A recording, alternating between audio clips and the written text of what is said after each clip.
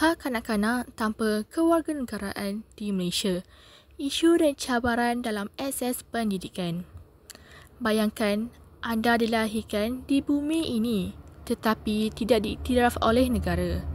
Tiada sijil kelahiran, tiada kad pengenalan dan tiada hak untuk bersekolah. Inilah realiti hidup ribuan kanak-kanak tanpa kewarganegaraan di Malaysia. Mereka bukan pelarian dari jauh, tetapi ramai antara mereka dilahirkan di hospital tempatan, dibesarkan di komuniti kita, malah bercakap dalam bahasa yang sama. Namun, status mereka yang tidak wujud di atas kertas menyebabkan mereka terpinggir dari pendidikan, kesihatan dan masa depan yang cerah. Menurut Konvensyen mengenai Hak Kanak-Kanak, CRC, setiap kanak-kanak berhak mendapatkan pendidikan tanpa diskriminasi. Malaysia telah meratifikasi konvensyen ini pada tahun 1995. Namun, pelaksanaannya masih terbatas bagi mereka yang tidak mempunyai dokumen rasmi. Kanak-kanak tanpa kewarganegaraan ialah mereka yang tidak diiktiraf sebagai warga negara oleh mana-mana negara. Mereka mungkin anak kepada pelarian, migran tanpa izin, anak luar nikah yang ibu bapanya tidak mendaftarkan perkahwinan, atau anak orang asli yang lahir di kawasan pedalaman tanpa akses kepada pejabat pendaftaran. Tanpa sijil lahir, mereka tidak dapat mendaftar di sekolah kerajaan.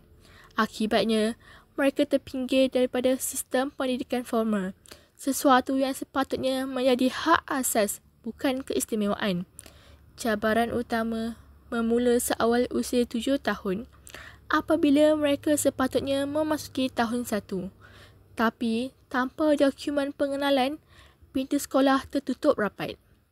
Seksyen 29A Akta Pendidikan 1996 menyatakan bahawa pendidikan rendah adalah wajib, tetapi hanya untuk warga negara. Ini bermakna kanak-kanak tanpa dokumen tidak termasuk dalam kelompok yang dilindungi oleh perundangan ini. Ibu bapa pula sering mendepan kesukaran dari sudut ekonomi, tiada pendapatan tetap, pekerjaan tidak formal dan tidak mampu membayar yuran sekolah swasta atau alternatif. Sekolah alternatif yang diwujudkan oleh NGO pula, walaupun bermanfaat, hanya bertindak sebagai penyelesaian sementara. Ia kekurangan guru, tidak mendapat bantuan kerajaan dan sijil yang dikeluarkan tidak diiktiraf. Masa depan kanak-kanak ini terus samar. Menurut UNICEF dan UNCHR, mendapat kira-kira 41,000 kanak-kanak pelarian dan tanpa kewarganegaraan yang berumur persekolahan di Malaysia. Namun, hanya 34% yang menerima pendidikan, kebanyakannya melalui pusat pembelajaran alternatif. Salah satu kisah menyentuh hati ialah kes Saviani, seorang kanak-kanak berusia 10 tahun dari Negeri Sembilan. Beliau telah belajar dari prasekolah hingga tahun 3 di sekolah kebangsaan, tetapi terpaksa berhenti kerana gagal mengemukakan dokumen pengenalan diri yang lengkap. Walaupun bapanya warga negara Malaysia, kerana perkahwinan ibu bapanya tidak didaftarkan, permohonannya ditolak oleh Jabatan Pendaftaran Negara JPN. Kisah seperti Saviani bukan satu-satunya. Di Sabah dan Sarawak, anak-anak bajau laut dan komuniti terpencil lain turut berdepan nasib sama. Mereka lahir di bumi Malaysia tetapi tidak diiktiraf sebagai rakyatnya. Apabila seorang kanak-kanak tercicir daripada sistem pendidikan, kesannya bukan hanya pada mereka tetapi kepada masyarakat keseluruhan. Kanak-kanak ini berisiko tinggi menjadi mangsa eksploitasi, buruh murah, kahwin awal, penyeludupan manusia. Mereka tidak dapat melanjutkan pelajaran ke peringkat tinggi, tidak layak menduduki SPM, tidak dapat bekerja secara sah dan akhirnya terus hidup dalam kemiskinan. Keciciran pendidikan mewujudkan gitaran sosial yang bahaya, diskriminasi, pengasingan dan ketidaksamaan yang semakin dalam dan kita semua akan menanggung akibatnya. Meskipun tiada dasar komprehensif, beberapa usaha sedang dijalankan.